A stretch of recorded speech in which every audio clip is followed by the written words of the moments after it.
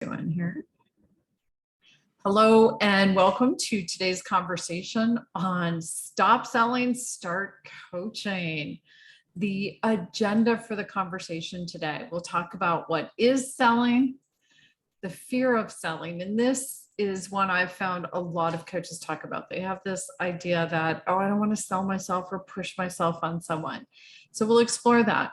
Then we'll talk about the love of coaching and compare what is selling versus coaching, and explore the idea of, instead of selling, start coaching in those conversations. So let's start with defining selling. A simple definition: selling is offering something of value for money. What do you want to add to that?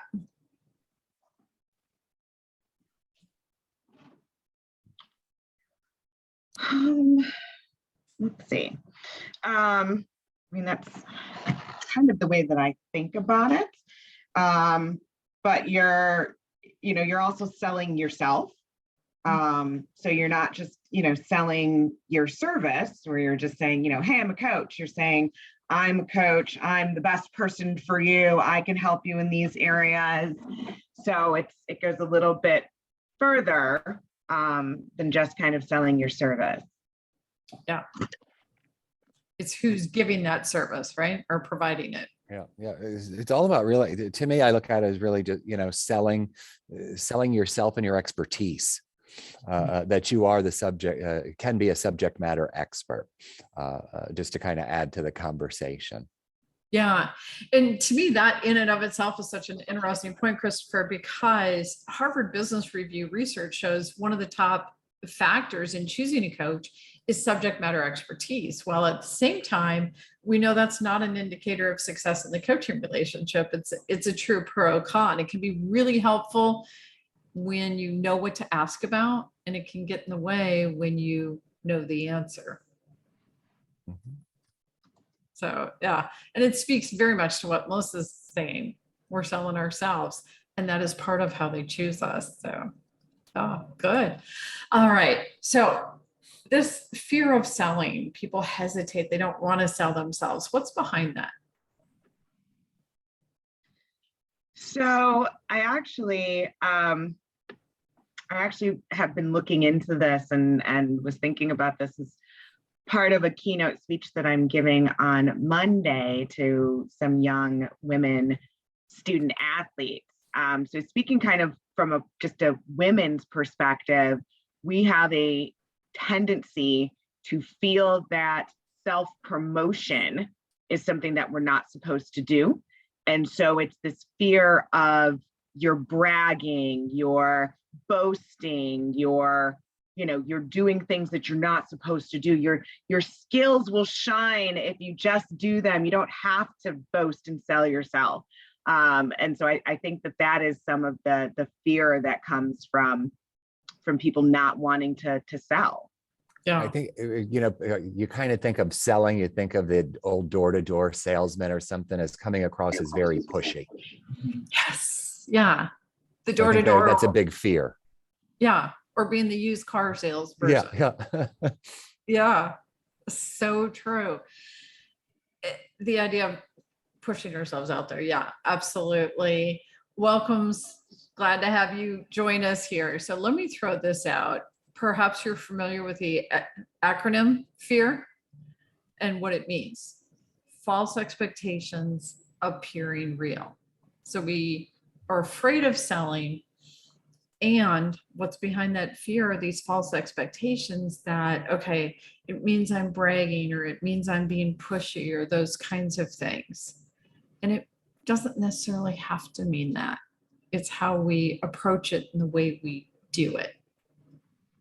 Thoughts or reactions?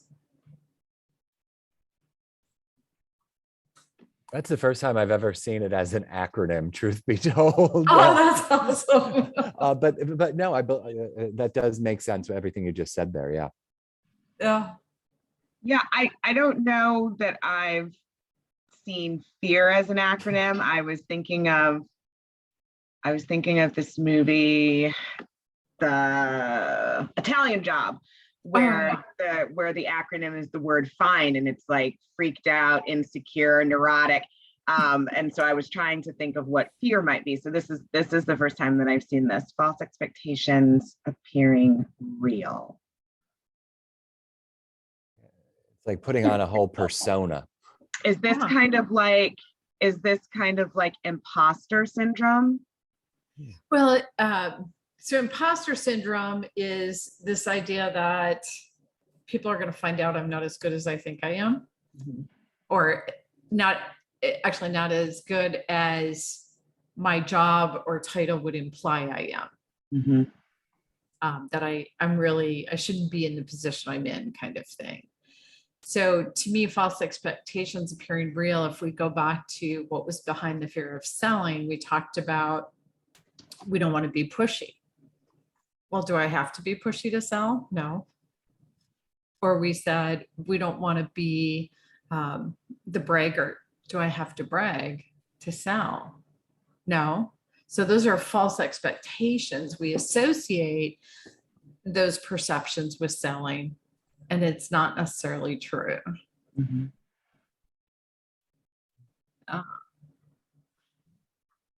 And tell me if I'm pronouncing this correctly. Is it Sari? Sari. Sari. Okay, thank you for correcting me on that. What are your thoughts? Well, I think that I find it interesting, like in my case, I know a lot about what I do, yet I still stumble over the words, right, when I'm selling, because I'm in the education field, and I'm used to selling ideas and selling what's it called, strategies and policies, and I'm not used to selling myself. Yeah. So the confidence in doing it in a way that works. Yeah. Good. So in terms of coaching, what's the reason we love coaching? I know for me, it's, go ahead.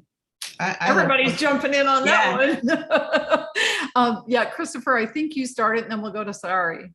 For me, it's just the fact of it's watching people come to their own conclusions and figuring things out on their own, and having that epiphany or aha type of moment as I kind of guide them there. So that's what, is so exciting for me personally. Yeah, the light bulb going off. Yeah. Yep. And Sari, you were going to say something?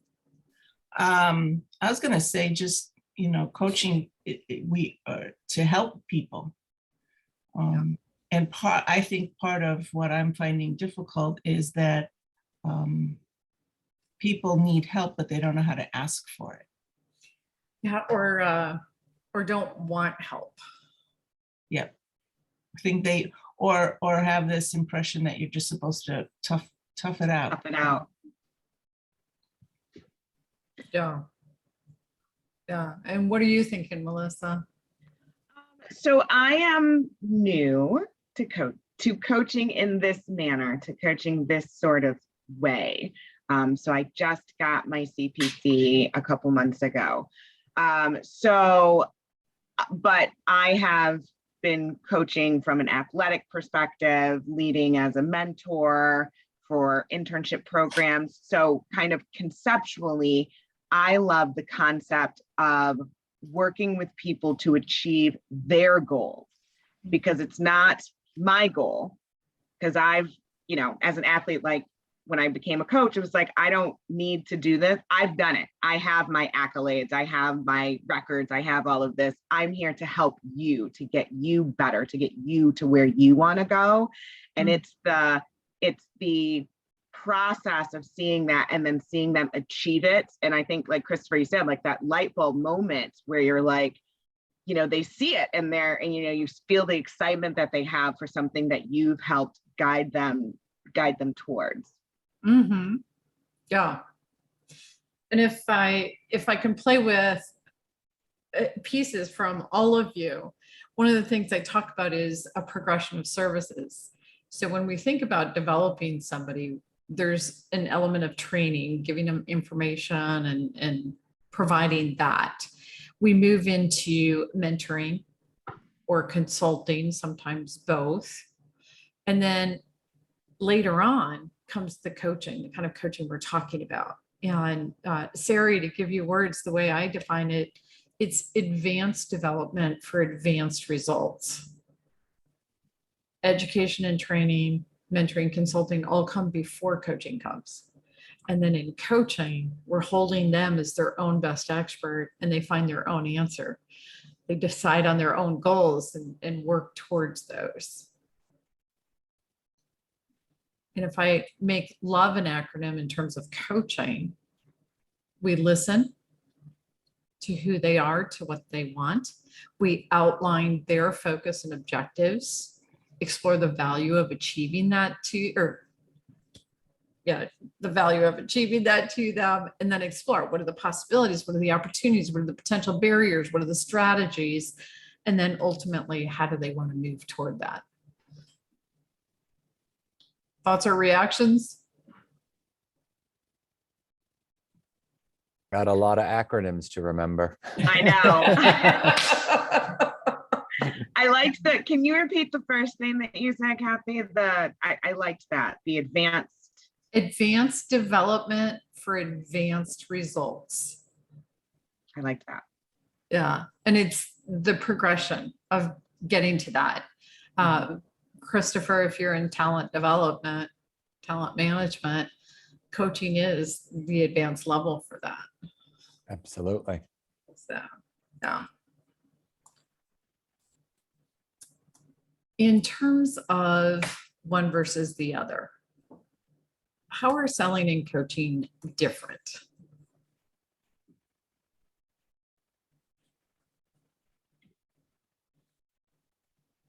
So in my mind, I'm picturing that the one comes before the other, right? That the selling is what leads to the coaching, because you have to explain to somebody, this is who I am, this is what I can offer. You've told me that you're looking to make a career transition. You told me that you're looking to do this. I can help you get there. And then once they say, that sounds good, let's get started, then you get to the actual coaching piece. Okay, yeah, that makes a lot of sense. Additional thoughts on that? I think sometimes selling happens at the same time as coaching. Because I guess I'm seeing selling as selling the service, selling the coaching service but in addition to selling, if you do this, it works, right? So it's almost selling. Mm-hmm. Yeah, promoting that service and benefit of coaching. Yeah.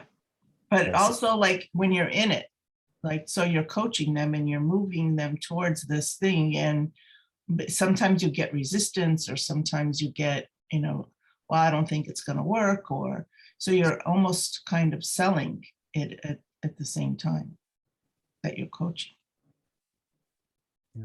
Yeah. I mean, I guess I would say selling is the activity, prior to coaching. So, selling gets your foot in the door. Coaching is the actual activity. When I Mhm. look at how they're different, it's kind of like two steps, not that they're, polar opposites. One leads to the other. Right. The idea of the selling is to get the coaching engagement, if you will. Right, right. And then, Sari, you're going there in your thoughts. There are ways they're the same too. Mm-hmm. We use coaching when we're selling, and sometimes selling is part of coaching. They're saying, gee, I don't know if I can do it. And we say, well, what happens if you can? Right. Yeah. Well, like when I first saw selling versus coaching, my mind goes to, well, they're actually more similar than I think they are different. but you had on the screen, how are they different first? Right, right. Yeah.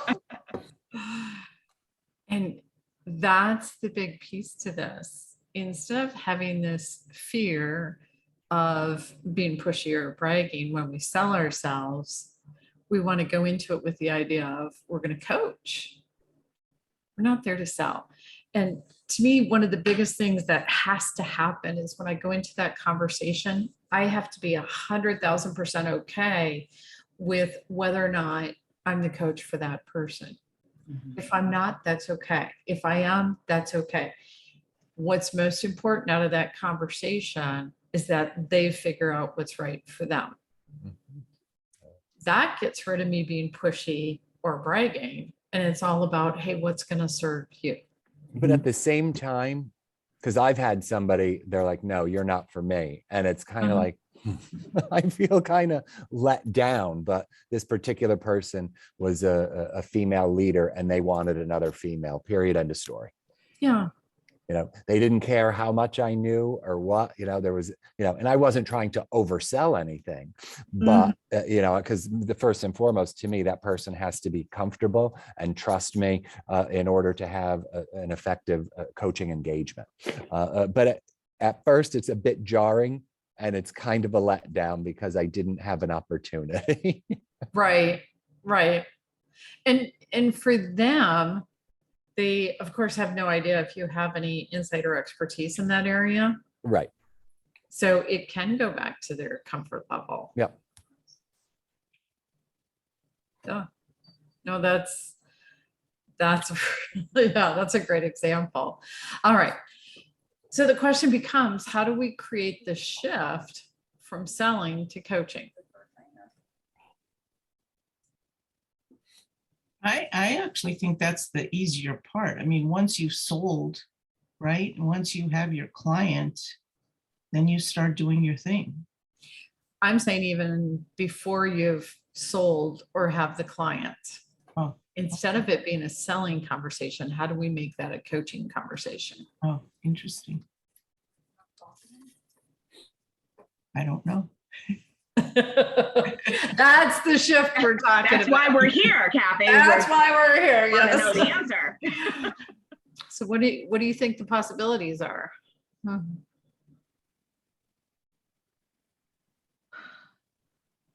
I think so. If we, I don't know. So I'm just kind of spitballing here. So I had a conversation with a friend of mine yesterday or 2 days ago where she was like, I am in a rut. I'm stuck. I need change. I want to do something different. And I just happened to say to her, and I was like, well, hey, I want to get some practice. I want to do some more practice. What would you think about doing an initial, like sitting down with me for 30 minutes and we could go over like an initial coaching session and we can just start getting some questions out. Maybe that will help you, kind of understand where you want to go. And so, I kind of in that conversation was trying to not sell for sure, but just kind of say, hey, maybe we just need to start talking about it. Have you thought about this? Where are you? So I guess in my mind, it's kind of the not necessarily selling, but the kind of asking the questions that you might be asking as you're coaching to be like, so, well, what are you, if somebody says, I'm thinking, well, what are you thinking about? Well, why? What do you want?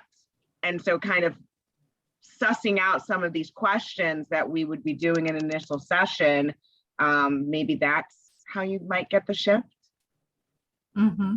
So the idea, instead of even giving the answer of here's what it can be, asking the questions. What do you want? How do you get there? It's kind of like planting little seeds to get the person to think to get to that next step, much to like what Melissa just said. Yeah. So first you have to get them to understand what they want. Do you find ever that sometimes they say this is what they need, and then when you start working with them, you find out, well, actually, it's this. Yes. In it all the time. So for example, the opening session from the CPC class where you're exploring what they want in all those different areas, a lot of people come into coaching thinking this is the priority. And through that exploration, they start realizing, okay, wait a minute, I know I said this was it. Really, this is a bigger deal to me. This is more important.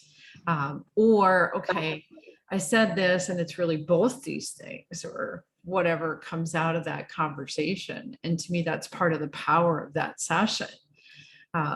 If we go back to the introductory session, what Melissa's saying, the whole idea of offering somebody that free introductory session is so that they get a taste of coaching. They get to see what it's like and how it works, so that in turn, they're making a choice for themselves. Is this what I want? Does this work for me?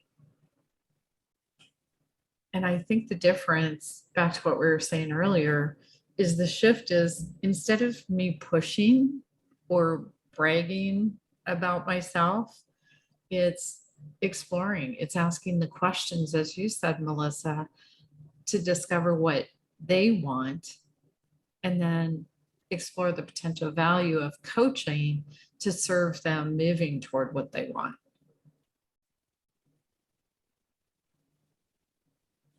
We don't have to sell it all, do we? Selling's gone. It's providing the experience, and they can choose from that experience whether or not to continue. So would you spend your half hour trying to get them to articulate what it is they want, and also give them a sample of the coaching? Or would you just spend the time trying to get them even to understand what they want? Well, to me, those are, having them explore what they want Mhm. is coaching. Uh-huh. So then they experience it. And one of the questions we have on that handout, explaining the coaching process, is, do you want time to think about coaching, or do you know you want to start? So that's a selling question. It's still giving them the choice. So they experience it in that introductory session. We ask them what they want. We invite them to describe what it is when they achieve what they want, and to have a sense of that. Mhm. And then one of the later questions is, how will coaching benefit you? And they can decide. Mhm. Might not, their choice.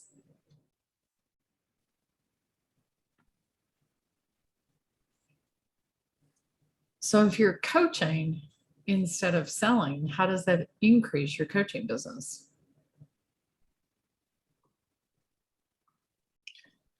What is selling? If I'm thinking about, the first thing that comes to my mind is selling.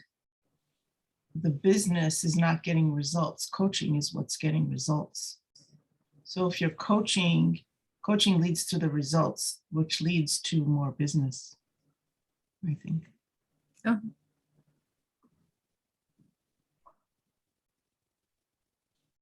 When they experience the coaching, the buy-in is completely different, Mhm. which means they're going to be more successful in that engagement, and in turn talk about it with others, Mhm.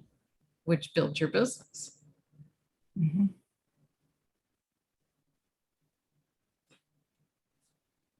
All right, Christopher and Melissa, I'm seeing nodding heads as Sarah and I are talking about this. What are you thinking?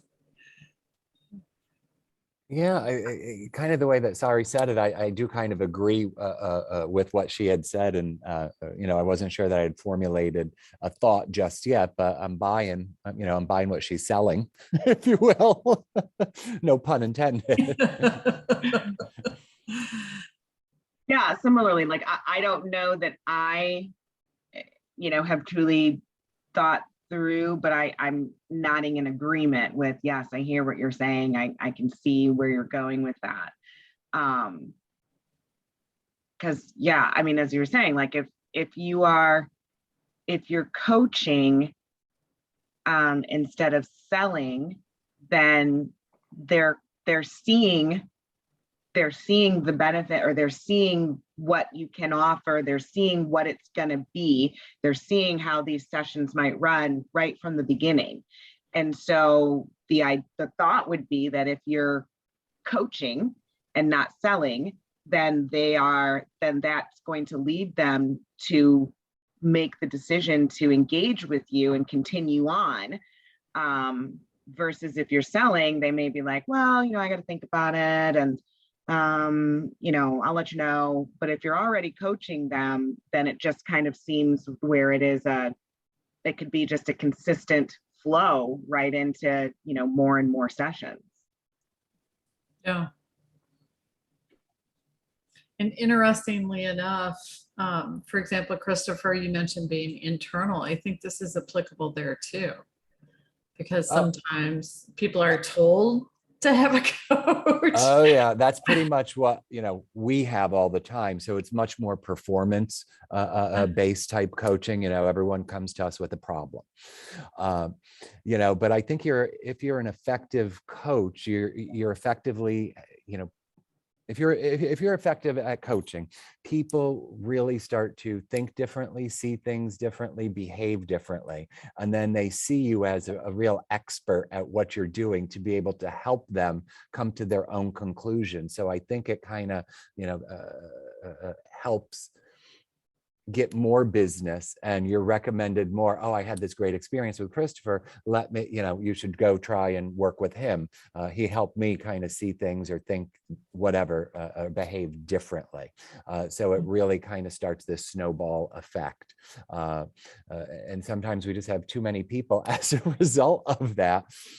Not to say that, I only have people with, performance problems, but that's usually what it is. Yeah. Well, and it's even more important in that group to create that buy-in to coaching. And we're not going to create it by pushing it on them. We will create it by letting them experience what it is and how it works and explore the value for themselves. Yep.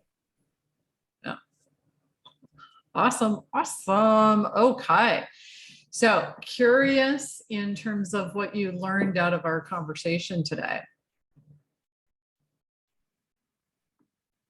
For me, it's like, just don't be scared to kind of talk about what coaching is and how it can help people. Don't worry about coming across as pushy, because I think if you're genuine, then it's going to come across as being something that's genuine and not just, hey, give me the money, or, or what it is. So I think it's just having full faith and confidence in yourself that you know what you're doing, and kind of lean on that and not worrying about, selling, because nobody really likes that word selling. Mm-hmm. Yeah. Melissa and Sari. Yeah. Go ahead, Melissa. Oh, okay. So I definitely, I learned the distinction, right? And that, that there's a difference between selling and coaching, but there are also some similarities in it as well. And that if you shift your mindset from a selling perspective to a coaching perspective, then potentially you can get rid of the fear or any kinds of concerns that you might have about needing to sell yourself, because you're constantly in a coaching mindset, which, all of us, if we're coaches, that should be something that we're, that's our comfort zone. So if we can shift it to a coaching mindset, then we'll put ourselves in a better position to help our clients and to get more clients. Yeah, exactly. Awesome. And I'm piggybacking on that. If what I heard you say is that initial coaching meeting, that initial meeting where it might be selling, that if you focus on the coaching, it is selling, right? Because, it's like trying on a dress, seeing if it fits. Yeah. Nobody's walking around saying you should buy this dress, right? So Yeah. if I'm doing that initial meeting and I connect, that's kind of selling. It's actually even more effective, right? Mhm. Because if we're coaching them, we're supporting them discovering their own answer. And we all know the power of that. When they discover their own answer, they own it, they buy into it, the follow through, Right. etc. So it's far more effective. Yeah. Awesome. How are you going to carry those insights forward? I think I'm gonna, on that initial call, be more focused on, I think thinking that I'm not selling, that I'm coaching from the initial call will just make me be calmer, I guess, or, not as worried about, am I being a seller? I'm not a sales Mhm. executive, Yeah. Yeah. For me, it's a little different because I am internal. I don't go outside, but if I think in that context of going out, I guess what I would take away, and I guess what I would take away is that I wouldn't be scared to self-promote because I know what I'm doing. Okay. And just not be shy or scared of that. Just letting people realize that, I'm here to help at the end of the day. I'm not necessarily here to make a buck, although that's nice, but I genuinely enjoy helping people. So to me, that's really the most important thing. So yeah, that's how I feel about it. Awesome. That's fabulous. And for you, Melissa? So for me, I think that, as I'm starting to coach or I'm starting to get clients, that it's just going to help me. It's just going to help me get more comfortable with it, right? Because as you're, the newbie, you're getting nervous about your first session and what am I going to do? And how am I going to get these clients and all of these sorts of things. And I think it will just help me be more comfortable because it will, if I just keep thinking, kind of as Christopher said, just about being yourself and being authentic and knowing that you have these skills, if I'm just thinking about being who I am and doing and taking the skills that I've learned and applying them, that it's just going to make me feel more comfortable with when I start, getting clients in, and it's going to diminish the nerves that I have, because this type of talking and coaching and leading and, guiding people into, it comes very natural to me. And so if I just think about doing what I do best, and that's kind of being me and working through the questions and engaging, then I think it will help me get more confident in this new line of work quicker. Yeah. I'm hearing confidence actually behind what each of you are saying. So that's awesome. All right. Of course, quick view, International Coaching Federation. I also want to share some exciting stuff about Coach 123 for you. And then, of course, the Center for Coaching Certification. So you're all familiar with ICF, International Coaching Federation, truly the gold standard. So membership there and then moving toward credentialing there is such an important piece in our profession.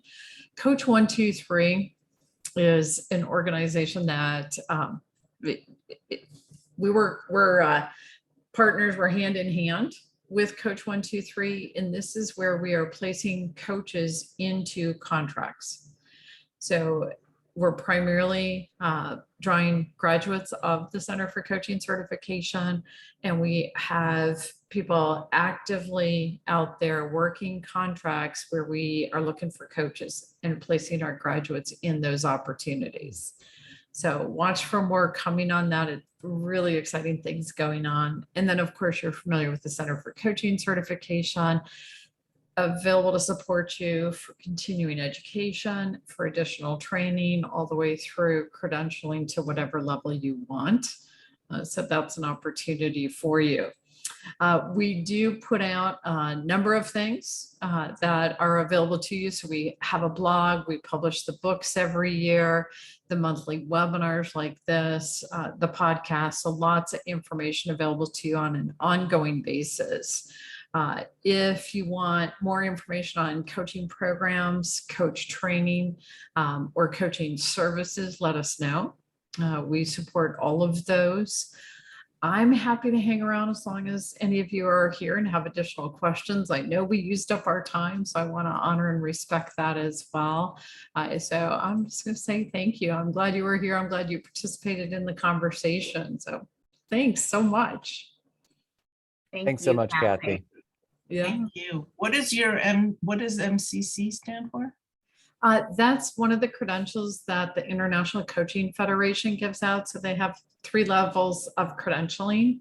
Probably the analogy I use most often, if you think about doing the certified professional coach, that's the initial 30 hours. It's kind of like saying, okay, I went to high school. And then you go on and you do the certified master coach, and you can join ICF as a member, which is really our minimum as professional coaches and putting ourselves out there. That's a lot like saying, okay, I got my associate's degree. And then you can earn the first level of credentialing, the ACC, which is much like saying, okay, I got my degree. And then you have the PCC credential, which is a lot like saying, okay, I got my master's degree. The MCC is actually the 3rd level of credentialing. Of course, with the Center for Coaching Certification, that was a big priority in terms of what we do in supporting others on their journey for becoming a coach. So it's a credential from the International Coaching Federation. Got it. Well, thank you very much. Yeah, thank you. I so appreciate all of you being here. Thanks, everyone. Have a good day. Bye. You too. Bye, everyone.